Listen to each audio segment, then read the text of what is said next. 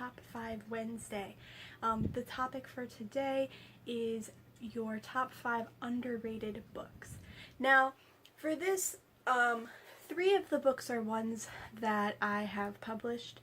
However, there has been some updates recently where the Dragon's Rocket Ship Publishing has officially closed due to health concerns. These books will all be published again on their own, and I'm very excited to see them go, but excited to see where they are able to go from here. So let's get started. The first book is by one of my really good friends, S.L. Perrine, and that is Immortal Slumber, book 1 of the Crawford Witch series.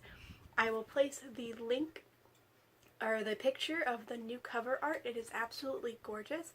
The story it has about 18 reviews currently on Amazon and Goodreads, and it follows a girl on her 18th birthday who discovers that she's a witch, and it's finding out the truth about her family, the truth about her friends, and the truth about her magic.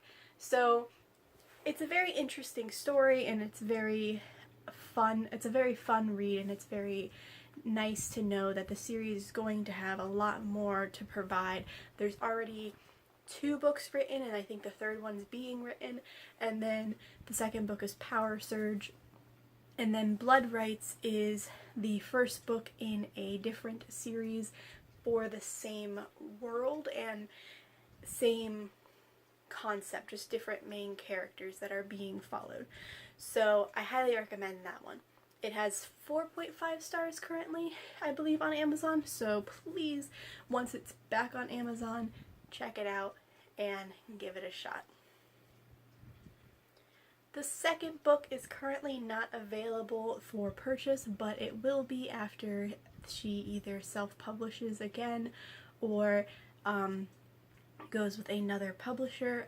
This story was my favorite of last year, and that is The Redwood Rebel by L. Davidson. It was under Lorna George. Now, this book made me cry, and that's a feat. Book Thief made me do it, but this book was good. It follows a woman who is trapped for a undisclosed period of time, and in order to get out of this prison, she has to do something she doesn't really want to do, and unfortunately that traps her further. So it's kind of the stubbornness between her and then the other character, and trying to figure out how to get out of it and how to learn that it's really just them butting heads constantly. It's frustrating, but at the same time it's done so well and you want to know what's going on more. She's currently rewriting book 2, The Royal Sentinel, and I'm so excited to read it once it comes out. I cannot wait for more, so keep an eye out for her. Book 3 is another book that we published. It's Crimson Fire by Mierin Hogan. This book was one of my favorites that we published, and I'm so sad to see her go, but she is an amazing author, and it has received tons and tons of positive feedback and has been doing very well for itself. I'm very excited for where that can go and what other stories that Mierin can bring to life in the future. Her writing is very well done, and I'm impressed with how she brings characters to life and how she brings darkness into them without making it overwhelming and without making it the focal point. So the main character is extremely strong. She's going through some hardships, things that she shouldn't have gone through, things that were out of her control, but instead of just fumbling and failing and walking around and moping about it, she takes those experiences and uses them to better her future. I highly recommend this series. I can't say the name, it's like Magic of Iskazla or something. I can't say the name of the continent, but it's a very good, the first book is amazing, and I'm going to be buying every book that she publishes in the future, no matter who it's published with. Book 4 is another one that we published, and while she already has a multitude of books written, she will be self-publishing more than likely all of them, and that is Ghostwalker by Nicole Martinson. This book is fantastically done. It is written through a perspective of a little girl, and you see her as she grows up throughout the series, or throughout this book. I enjoyed this book because there was so many characters, and the main character went through some very, very hard times, and she still managed to come out of it. She learned from it while she was but she was broken, and her friends helped her overcome that. Her family helped her, and she became stronger because of it. There are some parts that you don't expect, which I like. There's plot twists, there's interesting situations that go through, and I like the magic, and I overall enjoyed this story. I am looking forward to reading future books written by her, and she writes really fast, so I believe she already has the entire series written, but she's editing most of it, so hopefully I'll be able to provide you with more information regarding this series in the future, the Spider Lily Chronicles. Book 5 is a fantastic read by a wonderful woman, and that is Hard Luck by M.A. Ray.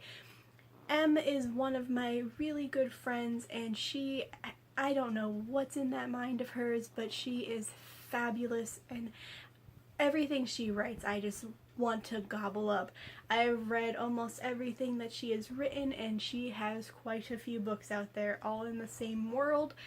Hard Luck is book 1 of the Meneural series, and it follows the main character Dingus, who is a he's a half-elf, I think.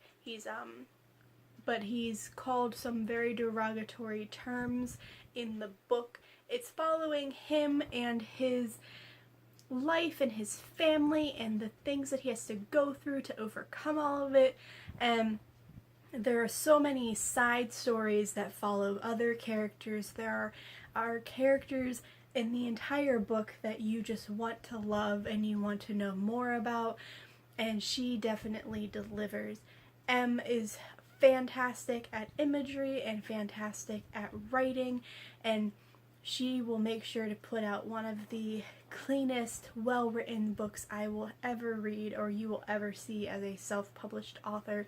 She does not joke around when it comes to her writing.